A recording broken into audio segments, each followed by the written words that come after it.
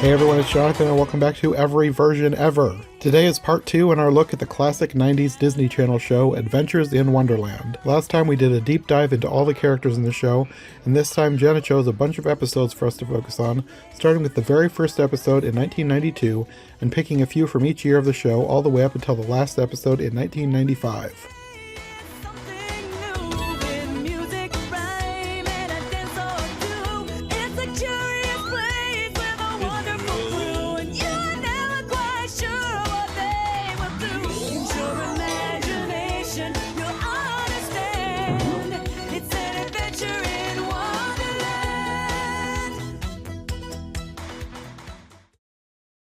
So let's start with her story in the making, which is the first produced episode, but it was not the first aired, because you said you watched that one, right?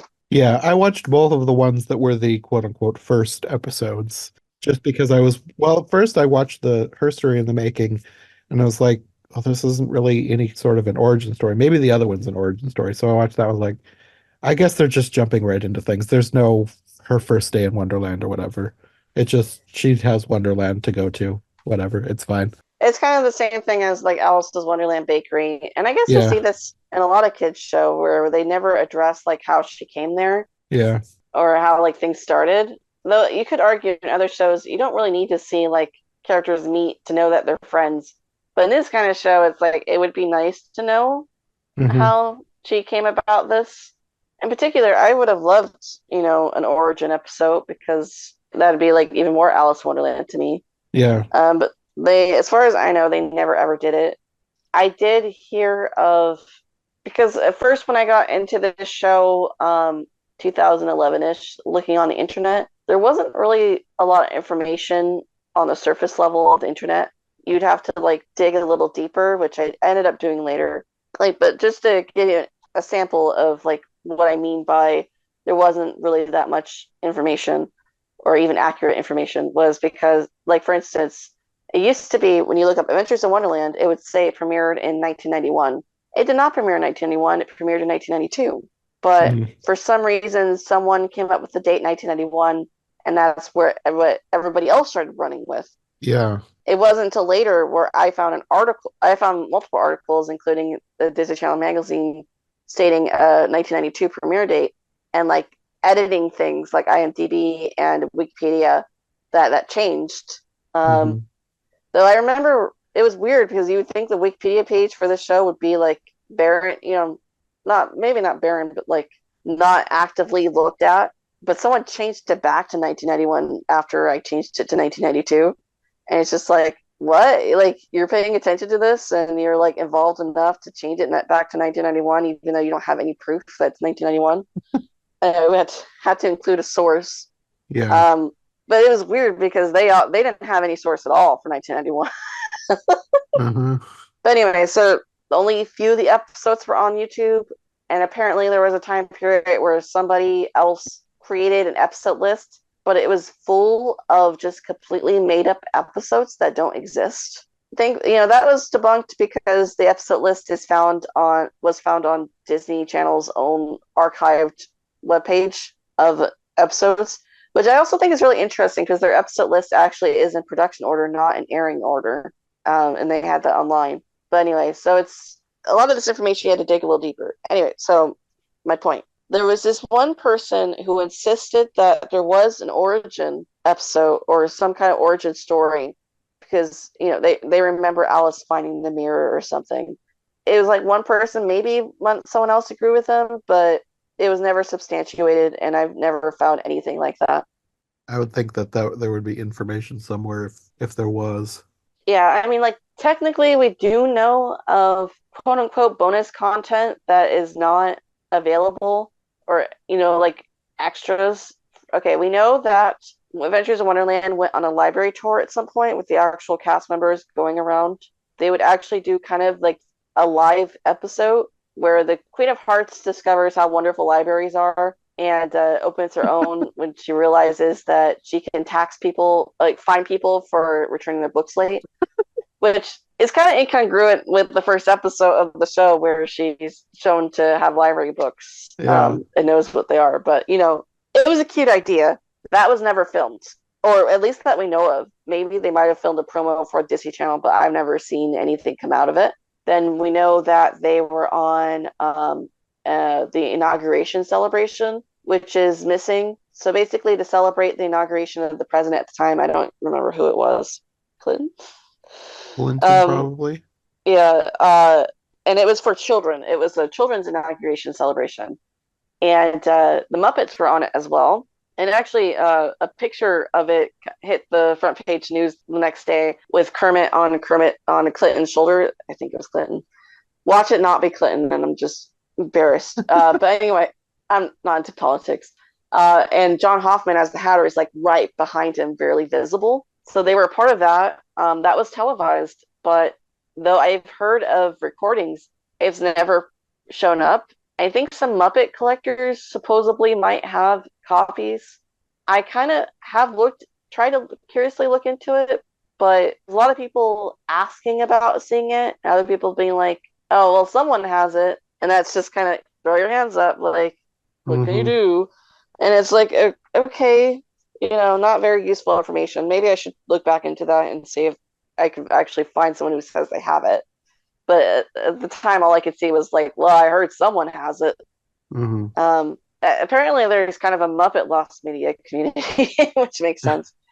Anyway, we also know that after the show was over, I don't know why they did this, but at Epcot, how do I even describe this? I think it was part of what they call the Millennium Celebration. So it was like later 90s.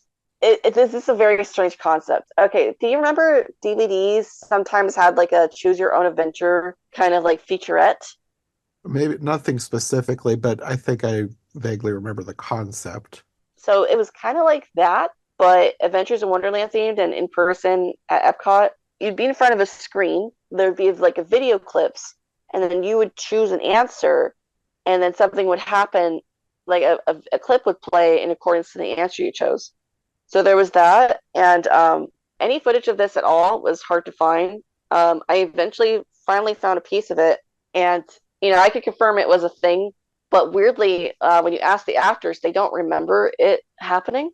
They probably filmed so many things that everything kind of blended together in their No, no, what minds. happened is actually some of the actors were not asked to come back for this, Oh, so it bizarrely. was like other actors Yeah, pretending to be them. yeah. I think there was like a quick glimpse of Alice, and it's another little girl, which kind of makes sense because Elizabeth Harnois, toward the end of the series, shot up and she went into puberty already. Towards the end of the series, she actually had to wear like a binder because she was already starting to develop. So they had to get someone else to play the little girl, which is understandable, but she's wearing a pretty bad blonde wig. Um, the Cheshire Cat is there. So they had the puppet up to this point. So maybe they wasn't reskinned for Harmony. There goes that conspiracy theory. Yeah, I'm just realizing, oh wait, Spear Series Dad did it to myself. He's probably lying in the Disney vault somewhere. Yeah. There's still hope for you to get your hands on him. No, he's dead. I know he is.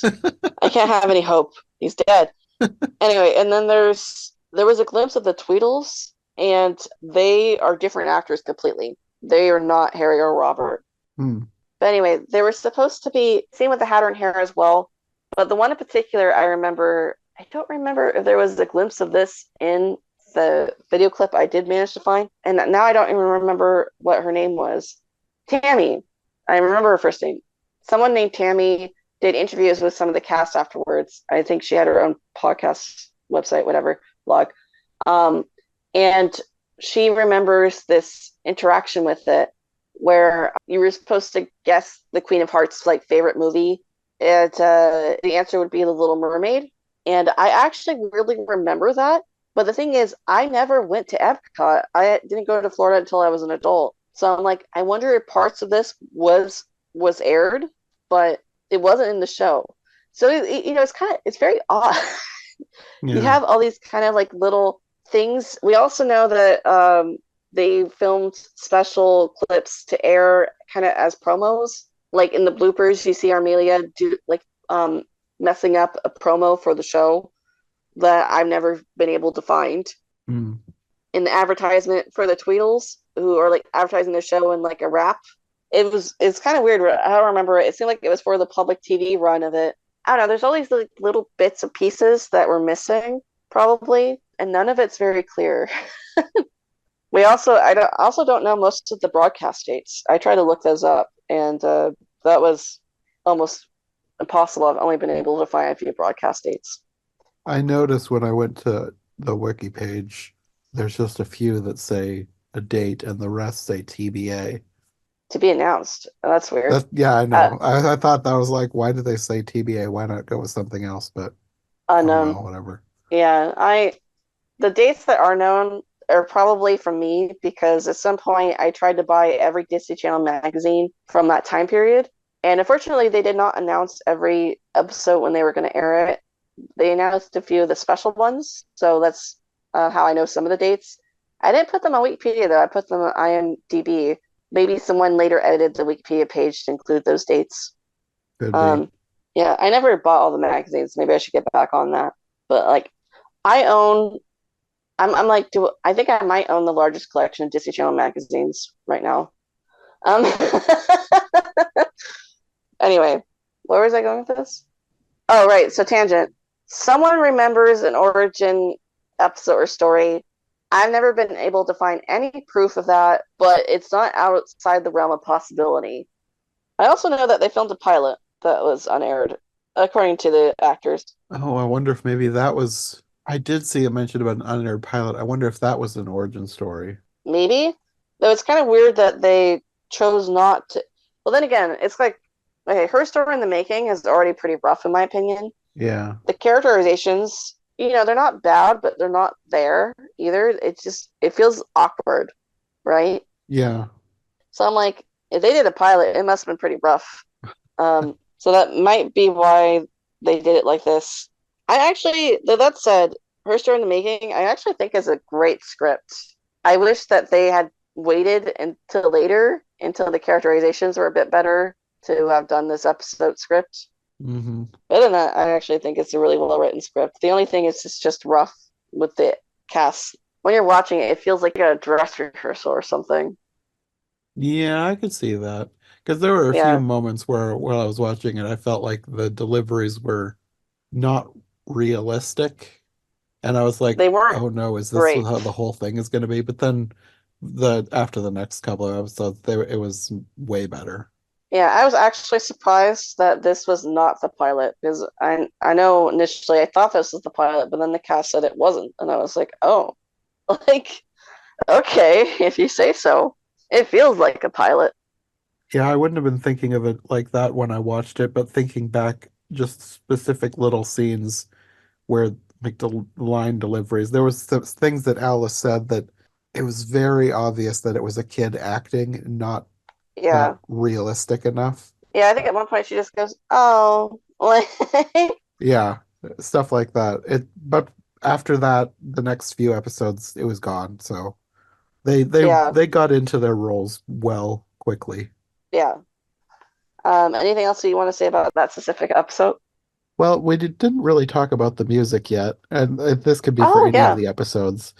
But well, first, the general music. I thought the music as I was watching it, especially towards the end, I was like, this feels like the Rugrats.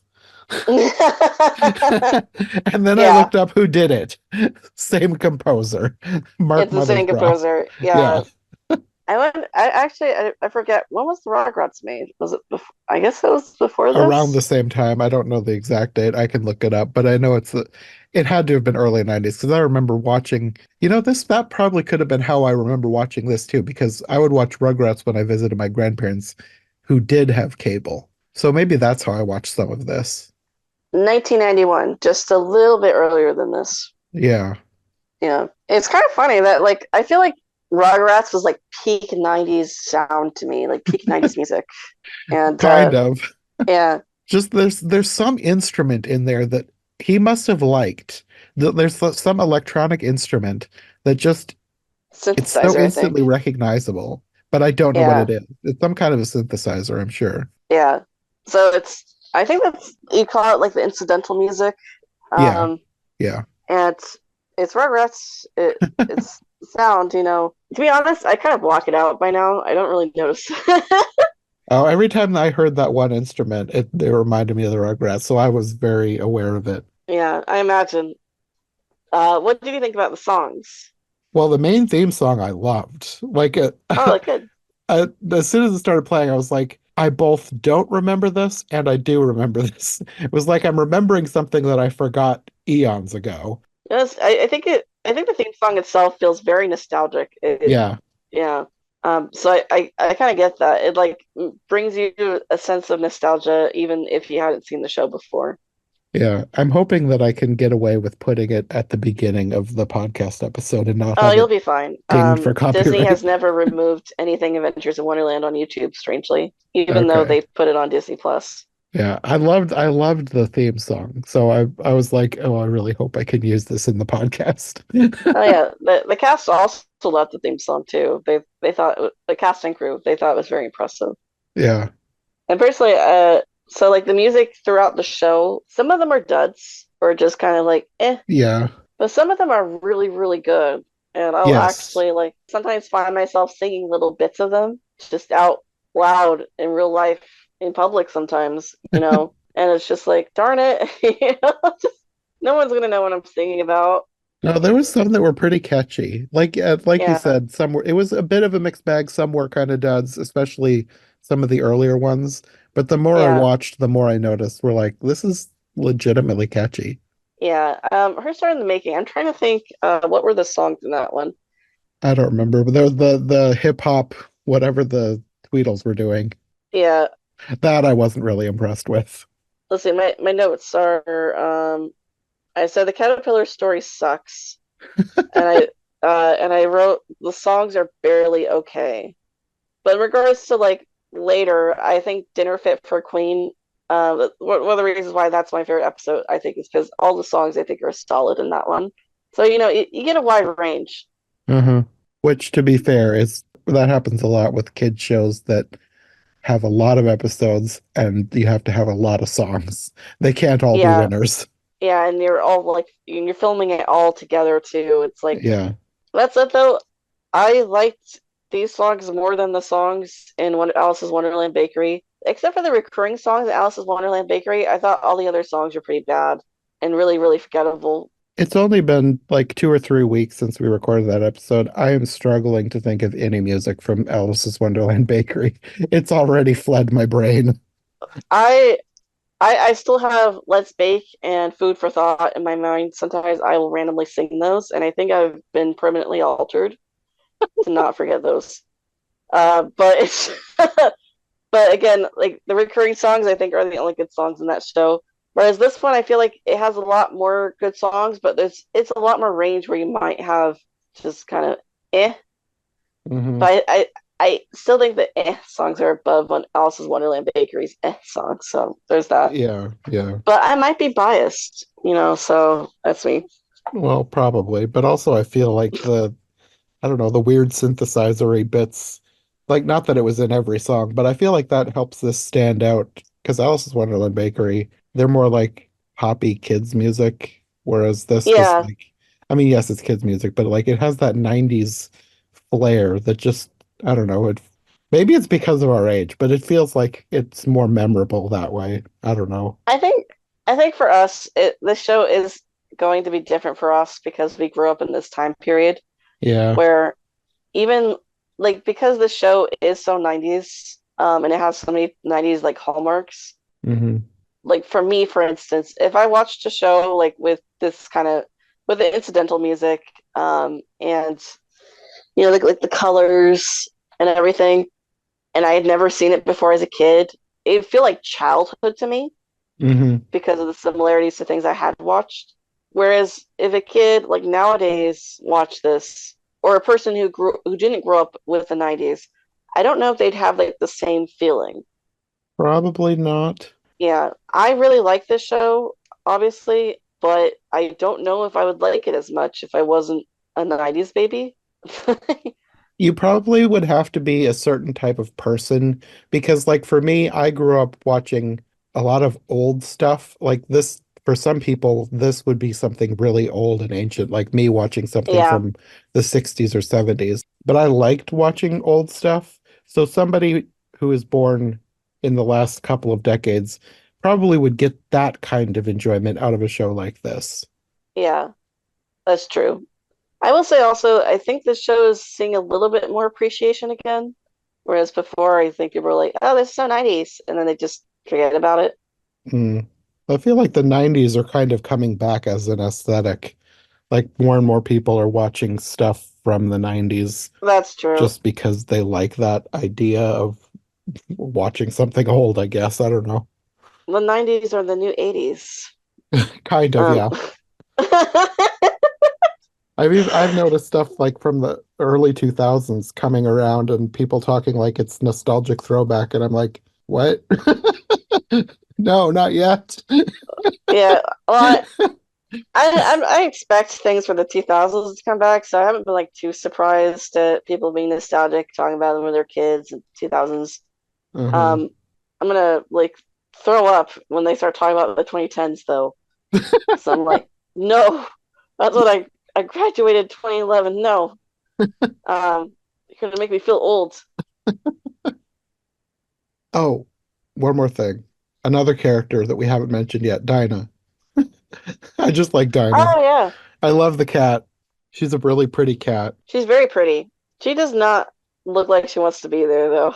No, but I mean, it's hard to find a cat who would look really enthusiastic about all the stuff that probably was going on around her during the filming. Yeah, Elizabeth, when she was, I think she was interviewed once. She said the cat had to be like tied to the pillow it would lounge on. Oh Um, no. yeah, I mean, she's a pretty chill cat, but she didn't really want to be there. The most realistic part was when in the episode where she ran under the bed. I was like, yeah, that tracks. Yeah, I think that's sort of like, yeah, that's what she wants to do. Elizabeth said she would feel really bad for it. But she's a pretty cat. You ever think about actually animal actors in general? Like some of them, like I feel like dogs usually do better on screen than cats do. But Yeah. some cats are actually okay with it. This Some one, cats are very chill. Some cats are very trainable. They'll do whatever you want. yeah. And other cats, they want to be left alone. I remember watching the 1999 Alice and the Dino in that one. I guess it was I was watching it on YouTube at the time, illegal. Back when they used to upload it in parts of 10 minutes. And somebody in the comments said that is a very happy cat.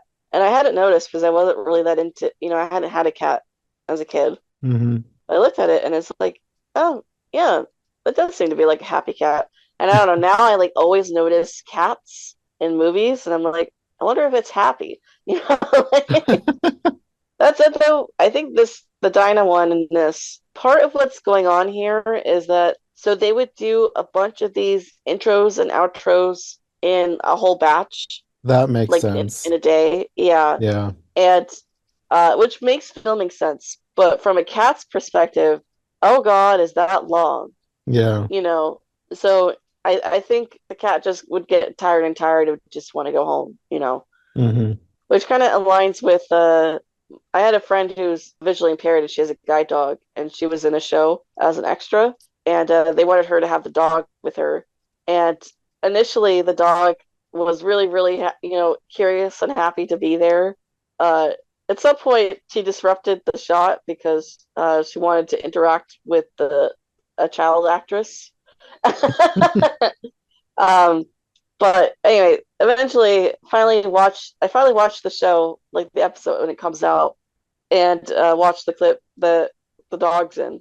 And I know this dog as a in person, and in the show, she looks like she's just done. She looks, like they've been redoing it over and over, and her tail's like low. She's like, I'm tired. So that was a very interesting experience to me because I knew the dog in person and was able to see it. Like, how funny. Hmm. But yeah. Oh, regarding the outro intro, I find Alice's room really interesting, and I wish I could find like more high def photos of it because I would love to see all the little details in it. Because from what I could tell, there seems to be some references. Like I think on one of her shelves, it looks like she kind of has a rabbit plushie that might have a bow tie and vest. Hmm. I've never been able to like get anything close up to really like distinguish it as, oh yeah, that's supposed to be the White Rabbit. But definitely like on her chest of drawers, she has like a yellow cat figure, which I feel like is very Cheshire Cat, even though Hmm. it's yellow. So yeah, I'd love to see pictures of her room. Yeah, that'd be interesting. The picture quality was very 90s television. It was not HD. Yeah, I'm kind of surprised at some of the things you can see. Like now, since it's been on Disney Plus, I could see scuffs on the sets from where the rabbit skates, um, which I wasn't able to tell before with the recordings. And I imagine it probably wasn't broadcasted like that. Like you would probably wouldn't be able to tell. No, probably not. Yeah, and one thing I found really interesting about watching it on Disney Plus is I think what the actor said it was filmed, but it doesn't look like it was filmed at all. It looks like it was taped. Though what might have happened was it was filmed and then put on tape to put the special effects on it. The claymation segments still look like they're on film, though. You could actually see the reflection of the glass planes now, which is kind of Hmm. interesting, or the shadows between the glass planes. I don't know if you noticed. No, I didn't notice. Yeah, you have to be a weirdo like me and like really focus on it. But I don't know. I like those kind of like weird details that you can see. So anyway, it's always been a curiosity of mine to see Alice's room in more detail. But I doubt there's pictures. Or actually, there probably were pictures, but like I doubt they still exist somewhere. I imagine there were probably pictures for like production purposes to make sure things were in place. They're probably in a file somewhere in the Disney vault. Maybe that elusive Disney vault. Well, they probably have somewhere where they store stuff like that. Probably, though I have a hard time imagining that they wouldn't get rid of it. There were some set photos that we found in some of the set designers' websites, but nothing of Alice's room. To be fair, that's not the highlight set of this production. Yeah, yeah, yeah. Yeah. So I guess we can move on to the first aired Arrivederci Aroma. So this one, I can see why they decided to air this one first. Not in the sense that it's a great story. I actually think the story is kind of but it's when the characterizations are like finally there. Hmm. It gets kind of if you watch episodes 1 to 4, they're still forming. But like I would say this one is like, oof, it's here. Here they are. So I could see why this was the first one they aired.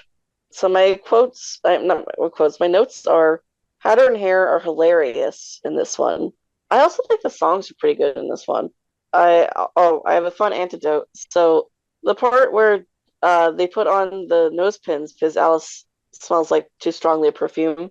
The Tweedles and Hatter Hare put them on and go, ah. John, the Hatter, just kept laughing and laughing and ruining every shot. He couldn't stop laughing. He thought he was going to get fired.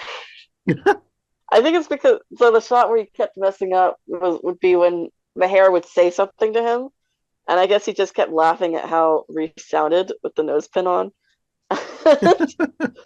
uh, anyway, so fun antidote. It's actually in the bloopers. You can see it.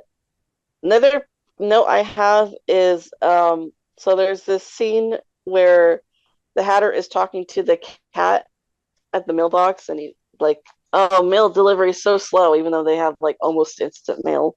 Um, and the cat says, "Don't be mad," and he says, "Oh, I have to. I have to. My mother said so." And I was like, that's like an implication of the Mad Hatter being like a title, right? And I thought that was kind of interesting because like Alice's Wonderland Bakery kind of has it like this too, where it's kind of like titles that are passed down.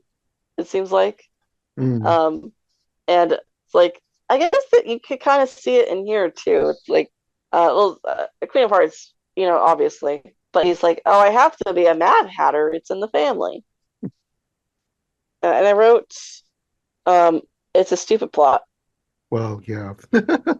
Yeah, The queen should have known that she was spraying paint on herself long before she figured it out. I mean, she should have known it wasn't a perfume bottle. Um, Yeah. yeah, and Hatter and Harris should have realized they were spraying perfume instead of paint. It's it's a weird episode. Unfortunately, I also know that the Lewis Carroll Society they had filmed they had not filmed they had to record this episode on a VHS tape to watch at a meeting, and according to their newsletter at the time, they did not have a favorable opinion of the show. And I'm like, because it's like at this, obviously I disagree with them that it's not it's not a great show, but at the same time, I'm like, not a great episode to be introduced to, Yeah, especially if it feels barely related to Alice in Wonderland at all in that one. yeah, definitely. But then again, that's kind of a lot of this, but still, Well, in terms of characterization, it doesn't really feel like the Alice, the classic characters from the book. yeah, But I think this is probably the reason why nobody's inconsistencies bothered me because, like, seeing this episode with the Queen squirting gold paint behind her ears and not noticing, it's like, yeah, this is a kid show. I'm not going to pick this apart too much. yeah. I mean, from what I understand, they literally wanted to feel like a cartoon. That makes sense. Yeah. Yeah, that was kind of their goal. So I do know a little bit. I ran into Tom, one of the writers. So there's two writers for this show, and they actually won awards. They won Emmys for their script writing. He did tell me though, like so I was talking to him about the show, and he said I had a sign in my office that said nothing is too stupid. I kind of like that. Yeah, I kind of like it too, But I told him, like some of the plots would be, kind of stupid, but I feel like you're not like talking down to the kids when you're doing it, and that's part of what I like about it. Or you're like being stupid, you're being silly with the kids, and That is he true agreed. because even though that whole thing with the squirt bottle not looking remotely like a perfume bottle was dumb, it didn't feel dumb in a way that annoyed me. It was dumb in a way that's like, yeah, it's a kid show, I'll just go with it. It didn't because there if it had been another show, I could see myself looking at that and being like, that is you why are you doing this? But it didn't feel like that to me with this. Yeah, I think the characters are all a little bit dumb on purpose, but I think the big part of it is it doesn't feel patronizing. Yeah. I think. And then he also said like the character you talked about how much he loved the cast and how they would their characterizations actually like would inspire episodes. And I thought that was really cool. Like you don't really see that very well maybe Yeah. you do, but anyways, it was really neat to talk to him. I don't have any other notes for this one besides the songs are better. Oh, I did say the moral was kind of not clear. Like, what was it? Don't rush. Like, read the label. Not a clear moral. Which is kind of the interesting thing about this show is I do feel like a lot of the morals aren't very clear, or sometimes even might give the wrong moral. I thought of that a couple times, but yeah. Yeah. So like we'll talk about it later for one in particular, but I was like this one I I don't wonder really if know we're what the thinking of the point of same it one. was. Yeah. Is it the pie episode? Yes, the Pine Man. Yes. Yeah, we'll get to it. Um all right, Dinner Fit for a Queen, which is my favorite. So first off, it's already very 90s. It has the submit your home video. And I know Very that's nice. tech yeah, I know it's technically still a thing. I think America's Home Funniest Videos is still a Is it thing. still going? Yeah, I but haven't like, seen it since the 90s. The yeah, that's the thing. well, It's I like, shouldn't say that. it's, I probably watched it in the early 2000s too. But like Bob yeah, Saget was like the peak of that show. yeah. And it's like, the thing of it is that it like just died. Like, nobody watches these kind of TV compilations anymore. I think the internet replaced it. Now everybody just puts them on YouTube and Facebook. Yeah, it's funny. I guess it's kind of funny because in a way, it's like we went past the need for this kind of show. Yeah. You would think in a way that maybe they'd be more popular. I guess in a way, now thinking about it, I guess it's kind of evolved because there might be YouTubers who put together kind of something like this. There is a show. I think somebody at work, like the place I work, like I film for a local cable channel, but we're a utilities company, so we got people coming in like linemen. But a lot of times, for some reason, they will put on a show. I think it's called Ridiculousness. It's like an MTV thing, but it's like a crass version of AFV. Mm, It's people sending in their home videos, but it's much stupider than funniest home videos. Okay. Well, it's already kind of stupid, so that's surprising. It's the same idea of people sending in their stuff, really stupid stuff, and then this panel of people just commenting on it. Mm. It's not for me, but it apparently it's still a popular format. Somebody turns it on. I don't think it's turned on accidentally. Somebody has to be watching it in there. No, I think it's still a thing because like thinking about like especially what kids watch nowadays, like Sniper Wolf or something, or Hmm. Sniper Wolf. Um, Yes. it's basically kind of a quote unquote evolved modern day version of these kind of compilation shows of clips, right? Except now it's TikToks. Yeah. I mean, some people do it better than others. I would say, like, Yeah. especially with her, I don't think she adds much to anything. No, but YouTube loves her. But some people do have genuinely interesting thoughts when they're watching that stuff. Yeah. Commentary genre. I guess you could call it, it's more evolved. The idea of like a clip show is more evolved into a commentary genre. Yeah.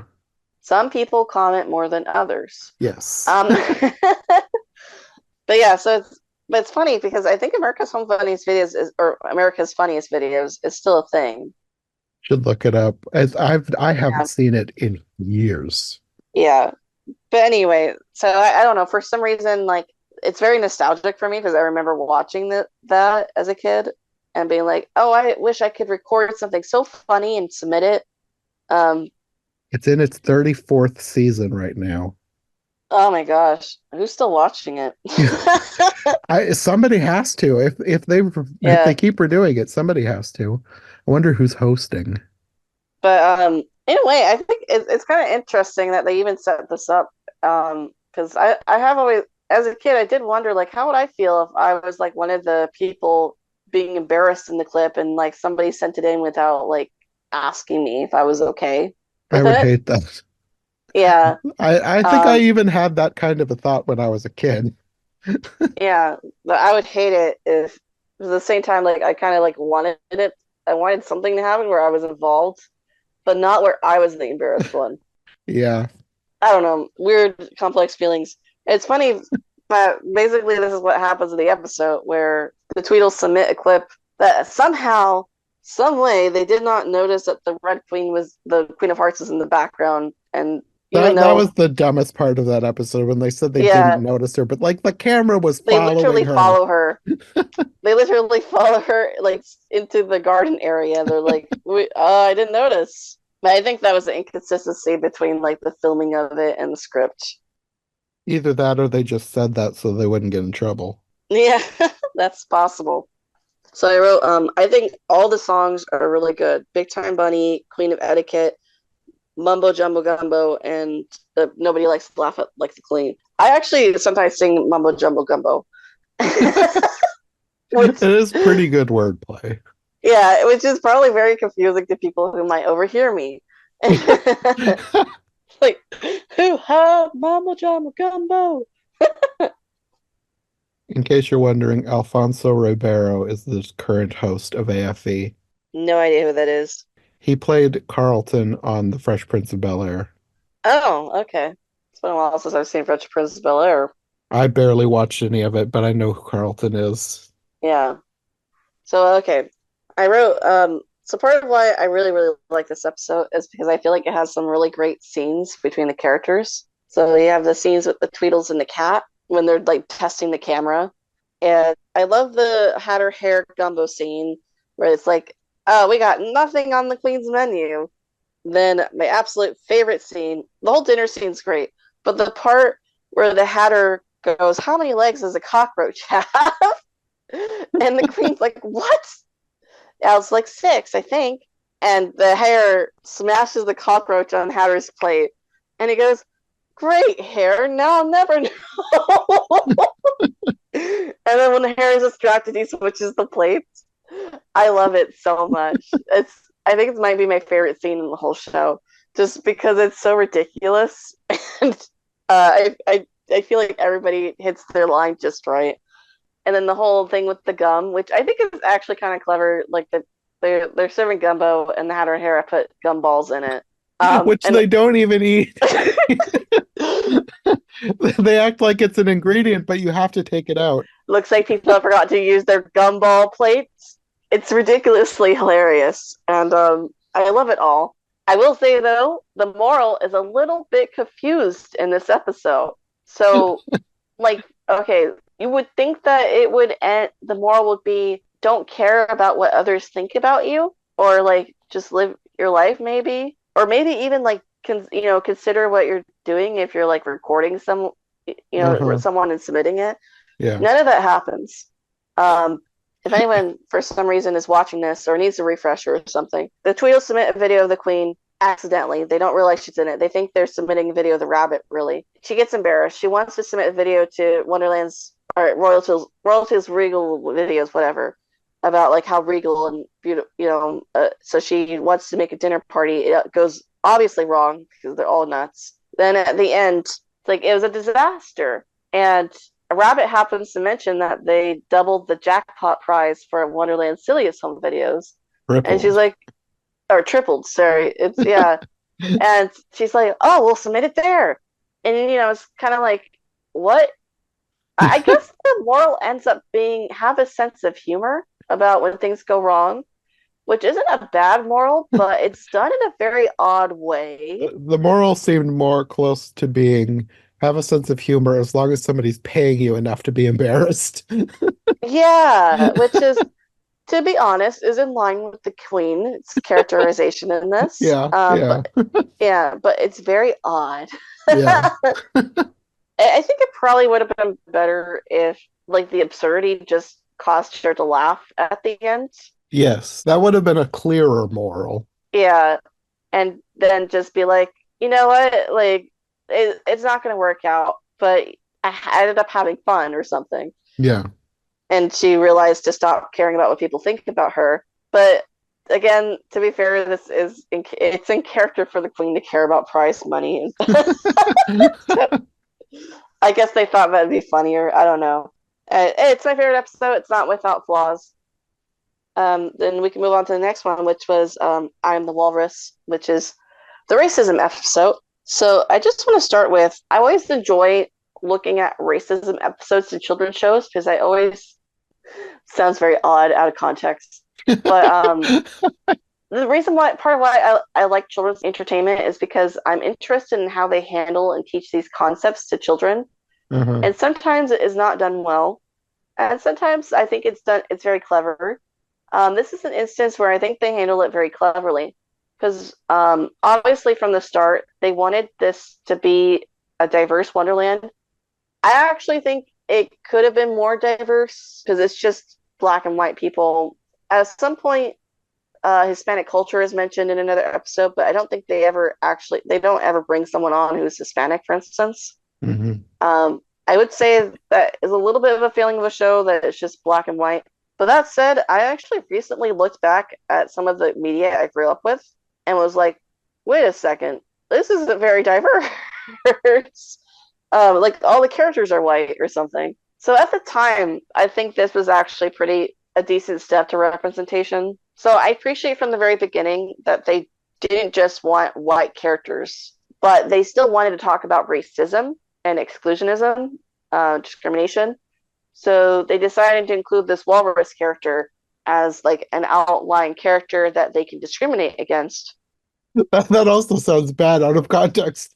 They wanted to include a walrus character as someone they could discriminate against. Well, I mean, I don't know why anybody watches without watching the show first, but in the episode, he becomes one of them. He becomes a Wonderland resident, and it all works out. But in the context of teaching a lesson about racism, Mm-hmm. I think it was a clever choice Yeah. because you invite like a black character. Technically, he is a black man. It's always difficult in children's shows, I feel like, because it's like sometimes it's beneficial to be more realistic and actually talk about skin color. But at the same time, especially if it shows for a younger demographic, you want kids of color to feel included in the main cast as well. You know what I mean? Mm-hmm. It's kind of like I remember growing up with American Girl, and they had representation for black like little girls in their Addie character, who was an ex-slave who escapes slavery. And at that time period, they were a little bit more realistic about what fashions she would have worn. As a result, she was not a very popular character to buy Mm, because, like all the other characters were like white or middle class, they had more nicer outfits to buy. hmm And when they relaunched the line, and they gave her some absolutely ridiculous outfits that she would have never realistically worn, or even anybody in that time period would have realistically worn, to be honest. But I remember seeing a comment someone made where it's like, I'm a black person, but I never wanted Addie because she never had anything pretty to wear. And I was like, yeah, I kind of understand that, right? Like hmm sometimes it is about the fantasy element and being included instead of like always 100% about realism. So I understand in the show they wanted to include kids of color into their Wonderland. So they introduced a fantasy species to be racist against. um, but anyway, I don't know. I think it's a clever way of handling it. I thought it made sense for what they had because, I mean, like you said, the cast is relatively diverse. So it really wouldn't have made sense to bring on somebody who looked similar to somebody who already lived there. Yeah, And I like that they brought in a character that was actually from the book with yeah, the walrus. So yeah, I thought it made sense. I thought they yeah. did pretty well with that idea. Yeah, I also like that touching a little bit more on the walrus. So Beware the Walrus is a song that they sing where they list all these different stereotypes that walruses do. And one of them is like lying. And when Alice meets the walrus, she thinks that he's lying to her because of the stereotypes she's been told. He's lying to her about having an invisible friend named Pinniped. I Um, was curious, was there someone yeah. there? So that's the interesting thing. Throughout the show and later episode season, they kind of play with like, oh, Pinniped is an imaginary friend. But at one episode, he actually does cause something to happen, and it's Hmm. indicated Pinniped is actually there. Okay. Um, so that one is called Deface in the Crowd, if you ever did want to watch it. But I kind of enjoy that he has an invisible friend because I feel like it helps kids to accept that some people may have eccentricities, Yeah. but as long as they're not harming you and they seem nice, you should accept people. hmm Um, I also I've always thought that the pinniped is the carpenter too, so I've always just been happy with it. Um, Oh, that actually would make sense. yeah, I mean, no, I suppose though, not with the name Pinniped, yeah, that's the but thing. Pinniped does mean is the name of a seal, I guess. So yeah, that's a little confusing. I also don't think they ever explicitly say that he's supposed to be the carpenter, no, well, at but least not in the one I watched. yeah, not in that episode. But that's my fan theory. Even if he is a seal, hmm I'm like, he's a carpenter. Um, anyway, He's a carpenter seal. you never know. I also enjoy I feel like the part of why they chose the walrus was because they could reference the Beatles, which you have in the episode title, I Am the Walrus. I feel like Beware the Walrus, the chorus sounds a little Beatley to me. I kind of wondered, but I'm not too familiar with the Beatles. I mean, I know that song, but I didn't know if it was deliberately referencing that through the music. I mean, obviously the title, I but can't like cite myself, but I feel like it feels a little deliberate to me. Anyway, the queen is wonderfully tolerant in this. I really like her in this episode. So this is an episode where she's more of a authority caretaker figure, hmm and she includes the walrus right away. And actually, I'm like, well, this is the queen being a good queen. She's welcoming everybody into her land. yeah. Um, I think it's also helped by her actual like friendship with Ken Page. So they have a great chemistry off the bat. hmm I'm just gonna say it, Queen Walrus shipper right here. Um, oh, I thought one thing they did well in this episode was also like kind of compare mean versus not nice. Because at some point the characters decide, well, we're not mean, so we're not gonna like directly be mean to the walrus, but we're also not going to talk to him. And I thought this was interesting because it's like I feel like this I could see kids actually doing this. Yeah. Um, Actually, let's be real. Everybody probably does this. I do it where it's like I don't want to be mean, but maybe I don't like someone, so I don't really specifically like talk to them. Hmm. Um, I'm not being exclusionary towards walruses, but I thought it was interesting that they did bring that up because while I believe people have the right not to talk to people, it is not nice to specifically not talk to someone because of what they are. Hmm. And I thought the songs in this were good as well. Welcome, Wonderland, Welcome, and New in Town.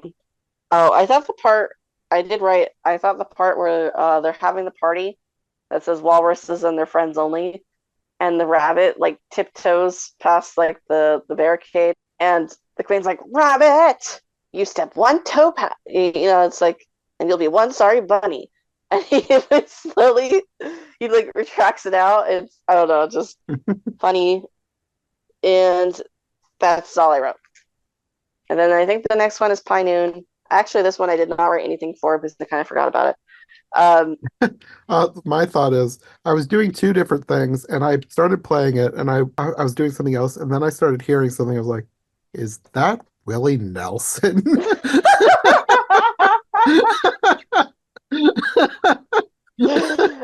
that's the funny way of realizing Willie Nelson is in this episode. Yeah.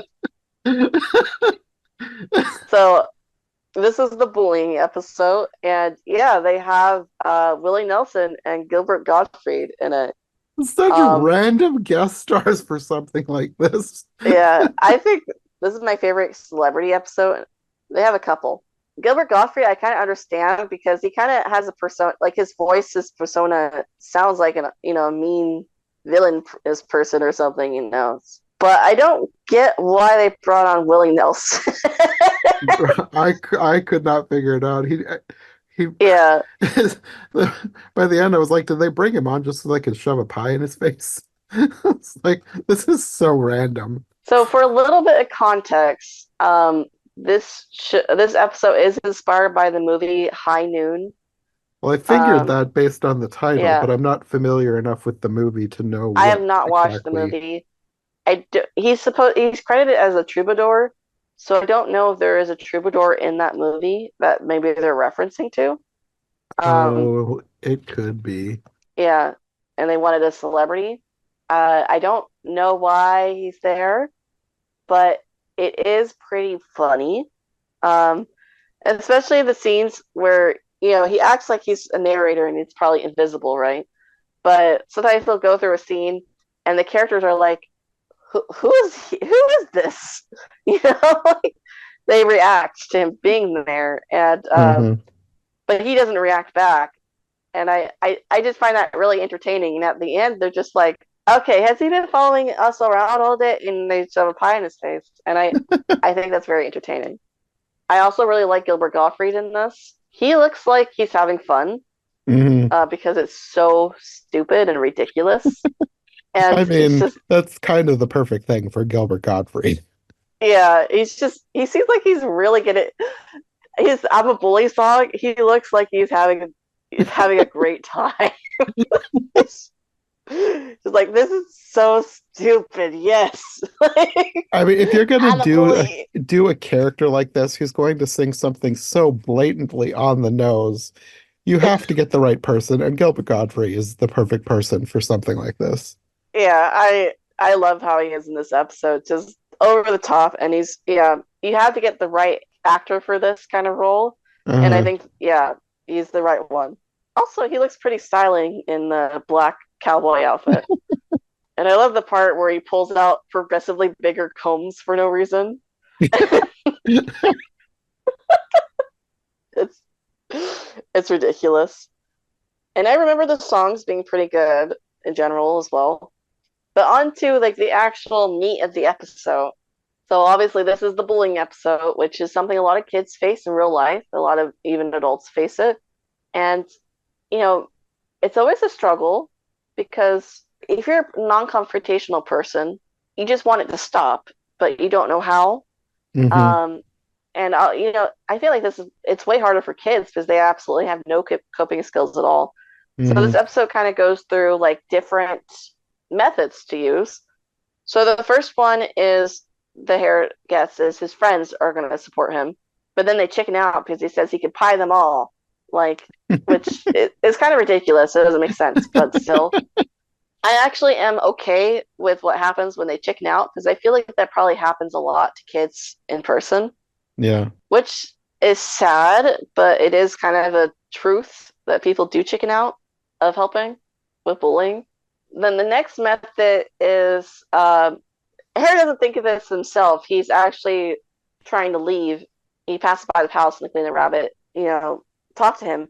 And the rabbit mentions reading Playground Monthly or something, which is, I'm like, huh, he's into child psychology, I guess.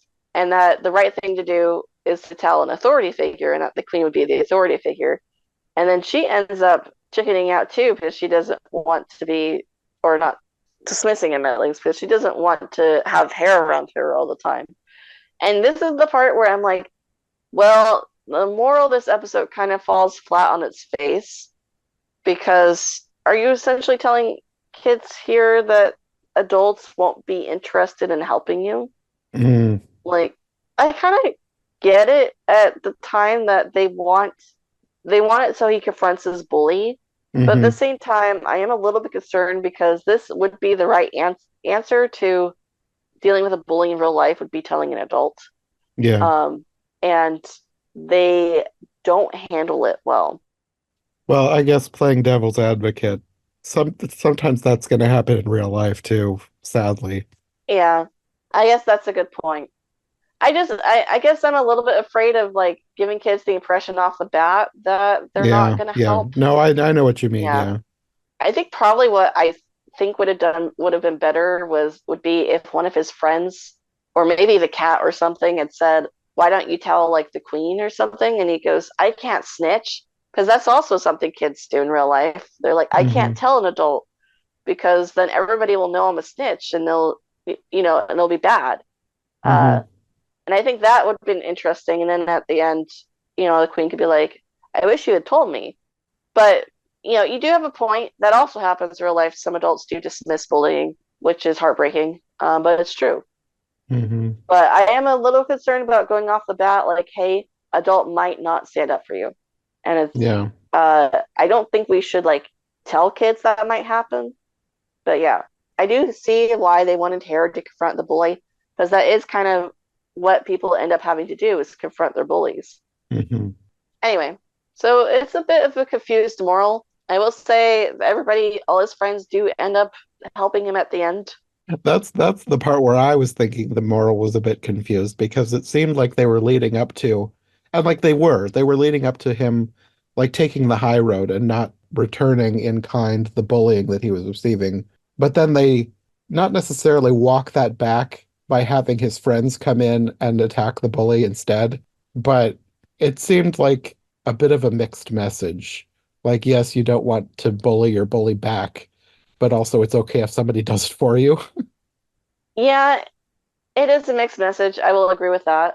Um, I think they just really wanted the bully to get some comeuppance. it's pies. You always want the bully to be covered in pies. I think that's just like the law. If there's pies involved, the bully must be pied multiple times. Um, And also Willie Nelson. yeah. And someone happens to be singing and playing the guitar, you also must pie them. Um, anyway, so it is a confused moral. I also agree with you on that. It's a confused episode. In my opinion, it's a good episode, but it's also a bit confused. Yeah. Anyway, I think after that we just have, or at least the one I recommended was the Duchess episode. Yeah. So the Duchess episode, just the facts, man. I chose this one because I think it's just better than the other Duchess episodes. I was in between this one or the Royalty Trap. I know you can't really weigh in because I imagine this is the only Duchess episode you saw. Yeah. Yeah, it is. But I feel like a lot of the Duchess episodes are kind of rough. Like the plots are just not very good or interesting, or she's like not at the heart of it. Like one episode, the queen is broke and needs to sell the Hop diamond that she has, and the Duchess wants to buy it, but she doesn't want to give it to her. But she's not at the heart of the episode. The royalty trap is she's a little bit more at the heart of the episode. I don't know. I chose this one because I feel like it characterized the Duchess just fine, and I just feel like it's a better plot compared to the other ones. In regards to plot, I thought this one was also it was an interesting plot because basically the moral ends up being you shouldn't just like do what everyone else says because it's fashionable or trendy or whatever. Hmm. Um, you should just wear what you want, for instance. And the Duchess is characterized as following these trends, and the Queen accidentally follows clown advice. um, I don't know why I liked that sentence. The queen accidentally follows clown advice. yeah. I mean, yeah, that Um, is what happened, but yeah. Again, very 90s. We have a fax machine in this one. that was going to be my main note from the episode. It was like a fax machine. It's like, yeah, I guess that would have been the height of technology at the time. But I love how they bedazzled her fax Yeah. machine. How do we make this look a little bit more fantasy? Um, Heart diamonds, jewels, glitter. yeah.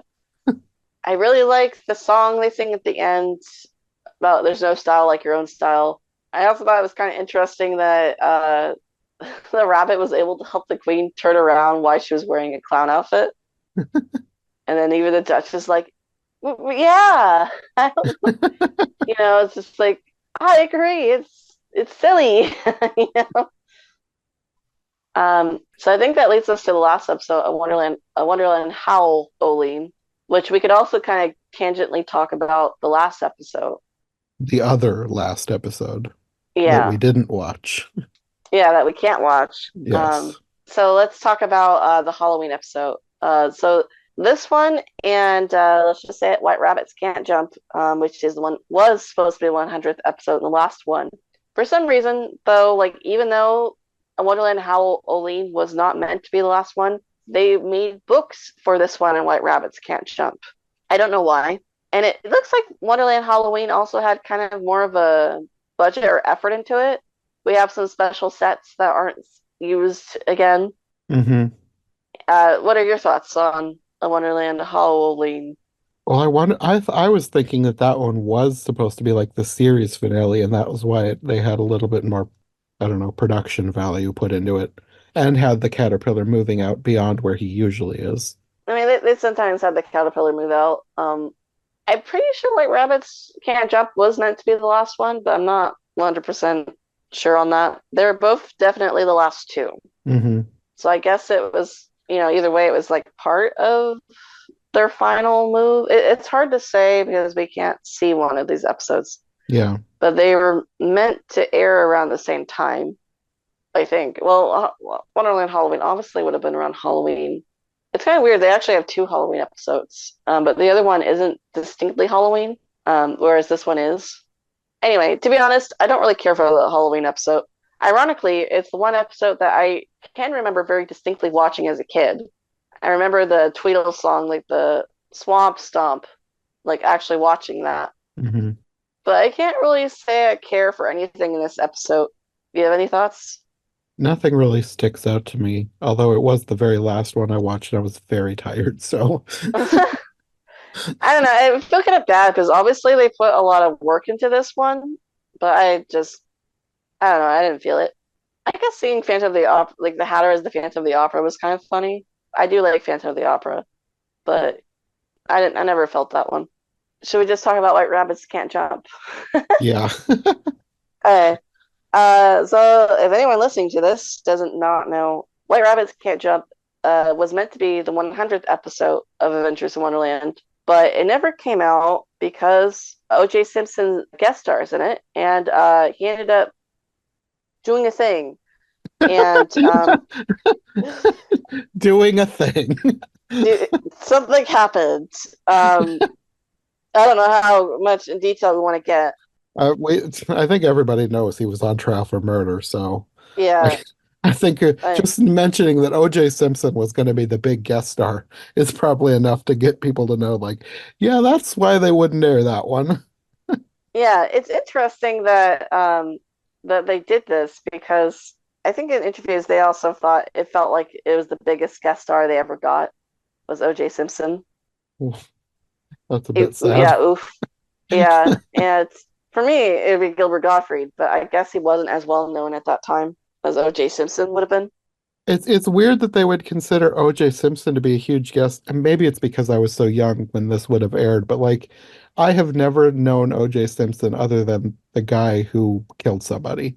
That's the thing. Like, I think we were both children when this would have been aired. Hmm. So I only know O.J. Simpson from the murder trial. Yeah. I didn't know him as a personality before that or any of his media. I have to remind myself that it used to be a sports star. Like, Yeah, because just to me, the name is synonymous with a murder trial. yeah, I completely forget that he used to be a star other than the fact that he was part of that high publicity, everyone was obsessed with trial.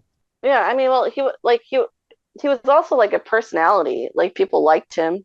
It's weird to say, but he was very wholesome. People thought he was a good person, and he wasn't convicted or anything, but you know it's we have feeling. Uh, um, but you know it's kind of at the time like he was in the peak of his career. He was going on, you know, like people knew him for him, not just sports. Like Hmm. I think he guest started quite a few things at that time. But anyway, this was like the first, like the closest to the murders, Hmm. and so I was actually able to confirm. So there was always been some online when you know there's barely anybody knowledgeable about the show. There's always been some kind of like confusion about when you know like when this was meant to air and how close it came to airing. And I always felt like the book kind of indicated it must have been pretty close to airing. Well, when I found out there was a book, I was like, this, it must have been really close to have a book in production that came out and then they canceled the episode. It must have been. I've been able to confirm that yes, it was actually they were going to air the episode. It was ready to go. Then the murders happened and they had to pull the books. So yeah, it was supposed to air pretty close to when the murders happened. Hmm. I didn't get a date, but you know, I think it's kind of one of those things where it's people don't remember what date it was supposed to air. Hmm. So Adventures of Wonderland has kind of like now become a lost media darling in a sense, just because people really want to see this episode. But originally there was a confusion about whether this episode did air, and it just you know nobody recorded it because then the murders happened. But no, it never aired. It was supposed to air, Hmm. and the episode was complete. It was fully finished. It just didn't air. I also will say I know that it technically exists because you know, obviously people wonder if Disney threw it out or something, but I was able to confirm that it exists. And we'll probably never see it. I would assume so, but Yeah, you have to imagine somebody's got it in a vault somewhere, and maybe someday someone will unearth it and secretly upload it to the internet. yeah. I mean, I don't know. Maybe this is just a personal thing of mine, but I kind of don't want the show to become murder memorabilia. Oh, yeah. Yeah, which is pretty close to. I feel like a lot of people, even though the show has gotten a bit more recognition since the defunct TV episode, which by the way, they actually used a lot of the research I'd started, and they did their own research as well. But a lot of my research was included in it. That was weird to watch. uh, but anyway, so like the show got more is getting more recognition now, and more people are more interested in finding this lost episode. But I guess I'm kind of annoyed because I don't feel like they're looking at it for the right reasons. I don't know. Does that make sense? For instance, I haven't heard any of them mention like there's missing bits of the episodes on Disney Plus because I don't think they're that intimately interested in the rest of the show. Hmm. It's just this one episode they want. Anyway, I guess I could talk about the book. Oh, yeah. So the book is I do have it. It's a thin paperback, and it's basically essentially Rabbit is hesitant to participate in the leap year games. I think it's leap year games because he's not very good at jumping, which is ironic because he's a rabbit. And also he's athletic in other ways anyways. Yeah, it kind of is funny because he is, he rollerblades. He is athletic, but anyway, he's nervous about participating because everyone expects him to be a good jumper, but he's not. And then OJ Simpson comes to him, and he's like, "Oh my gosh, are you really here?" And he's like, "No, I'm not. I'm in your I'm in your imagination. You're imagining me." But he helps him to become a better jumper, and OJ plays himself, by the way. And then I think OJ is actually at the end of the episode where they actually do have the leap year games, and he's supposed to be himself there. It's kind of a weird idea for episode, but it's hard to tell how it would have come together. Like maybe it would have been great. I mean, it sounds par for the course because at that time you had a lot of weird random guest stars for like no reason Yeah, on sitcoms. Like you'd have some big star show up and they'd be somebody's aunt's cousin or whatever. yeah, It's just randomly. Like I think this is the fictional version, but like Steve Urkel from Family Matters showed up on Full House one time and he said that he was the cousin of like the only black friend that she had, which is kind of hilarious. yeah, This is just like make the thinnest of connections that you could make to have an excuse to bring on a big guest star. That seems like par for the course for the 90s. That yeah, happened all the time. yeah. I mean, I will say at least it looked like the episode was like relevant to OJ being a sports star Yeah. and him encouraging Rabbit to practice and stuff. So I guess like out of all the guest star plots, it's not the worst. I do think it's kind of funny that they actually put it in that he is not really there. He's just imagining him. It Um, reminds me of the character of Gusteau from Ratatouille, the yeah, ghost, who's not really a ghost, it's really just Remy's imagination. yeah, kind of basically that. He's Gusto. Um, Ratatouille was inspired by the lost O.J. Simpson episode of Adventures in Wonderland. oh no! uh, it's kind of funny though because I guess in a way it's just kind of the idea of inspiration, like someone inspiring you to do something. But the way we portray that in media is to basically make them figments of our imagination and not really there. But yeah, I know the ghost of Lewis Carroll follows me everywhere. It's getting kind of exhausting. Um, but anyway, yeah. So that's that. Any final thoughts on the series? I enjoyed what I watched of it. It seemed like a really good kid show. I don't know that I would watch it in my free time, but if I had my nephews over and they wanted to watch something random, I would totally put this on for them. I think they would like it.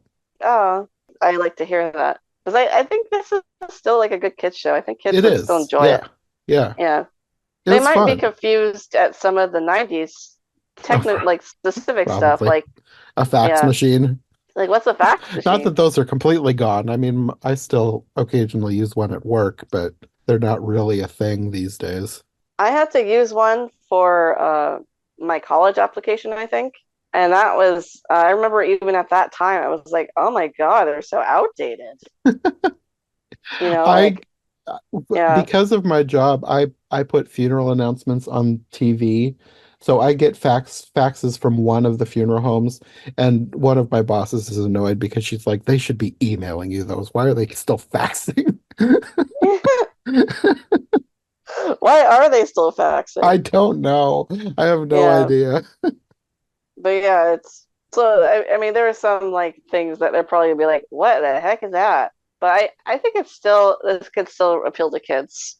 Yeah, and really with something like that, if I was a kid today and had no idea what a fax machine was, I don't think I would even bat an eye. I would just assume it's some fantasy Wonderland thing. That's true. That's a good point. I probably would just assume, like, I'm thinking about it if I was a kid watching that now. Probably would just be like, oh, it's a Wonderland thing. They do have some Wonderland adventures throughout the show. They're just like, that doesn't make sense. I guess it's a Wonderland thing. Well, especially the way the Queen's thing was decorated with all the Yeah, that's true. jewelry all over it. Ironically, the rabbit had a flip phone before flip phones were even a thing. Really? Yeah, he had a cell phone. Huh. But it was just meant to be kind of like a plot device so the Queen could call him while he's out and about. Not because they Interesting. were like predicting cell phones, but they ended up accidentally predicting cell phones, and it flips open. It's just Well, I like, think cell what phones the? were a thing at the time, but they were like giant things Yeah, that they were you couldn't fit in your bricks. pocket. Yeah, so that was really interesting. Patrick also held on to it and ended up selling that as well to the same person who has the rollerblades. I'm not jealous. Um, so yeah, I really like this show. It's kind of my cozy show in a way. I could see that. Yeah, it's just like if you pointed a gun at me and told me I had to choose an Alice adaptation to live in, I think it'd probably be this one. Um, just I mean, that's literally the friendliest one we've seen. yeah, I mean, like 1985 is probably a little bit more sentimental, but I don't think I would actually want to live in that Wonderland. This one, I love the characters and how they're portrayed, and it's kind of like the most similar to quote unquote real life in the 90s. But I feel like I would get along enough well enough. I mean, they apparently have them all in doctors and stuff, and that's what's important, right? Um, Yeah, so yeah, it's my cozy show, and I think it's not perfect, but everyone did such a good job on this, and the cast is so great. hmm And yeah, so I really like this show, and I hope other people try it out. It is more than the O.J. Simpson episode, please. I mean, the O.J. Simpson episode is not really technically even part of it because it never aired. So, That's true. I think it does have. I think I did give it an IMDb page just to be like technical, but yeah, it I is mean, unaired. it exists, Yeah. but it's almost more of an idea than an actual physical thing. It's that is kind of interesting, isn't it? It's like concept of an episode. Yeah, But anyway, yeah, I wish more people would give it a chance.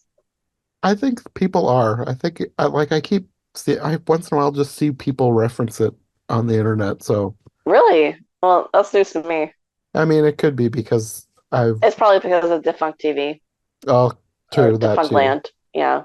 Or just my algorithm because I search Alice in Wonderland things for episode ideas. Maybe I'm just being subliminally fed this randomly sometimes. Yeah, but I am actually genuinely glad that the show is more accessible now. Hmm Back when I was more into it, like in the early 2010s, like I would have never imagined that it would be accessible on a streaming website hmm because Disney like just refused to acknowledge it existed. Like we would try to do petitions, and at that time you would email Disney to like indicate an interest in something in their vault.